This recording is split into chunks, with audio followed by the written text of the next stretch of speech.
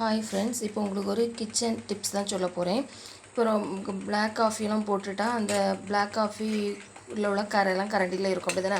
அதெல்லாம் ரிமூவ் பண்ணது கொஞ்சம் லிக்விட் இதெல்லாம் போட்டு நம்ம வந்து கஷ்டப்பட வேண்டியதாக இருக்கும்.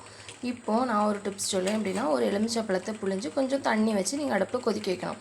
கொஞ்சம் கொதிக்க வரும்போது என்னென்ன ஸ்பூன்லலாம் அந்த கரை இருக்கோ அதெல்லாம் நீங்கள் போட்டுட்டு கொஞ்சம் நேரம் அதை கொதிக்க விடணும். கொதிக்க விட்டுட்டு கொஞ்சம் நேரம் கழித்து பார்த்தீங்கன்னா அந்த பிளாக் காஃபியில் உள்ள கரை படிஞ்சிருக்கும் பார்த்திங்களா, கரண்டியில் அதெல்லாம் போயிருக்கும். இதெல்லாம் ரொம்ப பிளாக் காஃபி இது கரை இருந்துச்சு போயிட்டு அதேமாரி நீங்களும் ட்ரை பண்ணுங்கள். அதுக்கப்புறம் இந்த தண்ணி நீங்கள் என்ன செய்யணும்னா, ஆறுன பிறகு ஒரு பாட்டிலில் ஊற்றி வச்சுக்கிட்டு நீங்கள் சிங்குக்கோ இல்லைனா பாத்ரூம் க்ளீன் பண்ண யூஸ் பண்ணிங்கன்னா ரொம்ப மனமாக இருக்கும். இப்போ சிங்கில் வச்சு நிறைய பேர் மீன் கழுவுவாங்க, அந்த மீன் ஸ்மெல் அடிச்சுட்டே இருக்கும் வீட்டுக்குள்ள. அப்போ மீனெல்லாம் கழுவி விட்டுட்டு இந்த தண்ணியை கொஞ்சம் நீங்கள் ஊற்றி விட்டிங்கன்னா மீன் வாடை வந்து அந்த இடத்துல இருக்காது.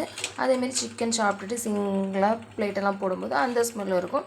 அந்த டைமில் ஒரு ஜஸ்ட் ஒரு தண்ணி வச்சு வாஷ் பண்ணிவிட்டு சும்மா அந்த தண்ணியை நீங்கள் தெளித்து விட்டாலும் அந்த சிக்கன் ஸ்மெல்லு அப்புறம் மீன் ஸ்மெல்லெல்லாம் இருக்காது. ட்ரை பண்ணுங்கள் ஃப்ரெண்ட். தேங்க்யூ ஃபார் வாட்சிங்.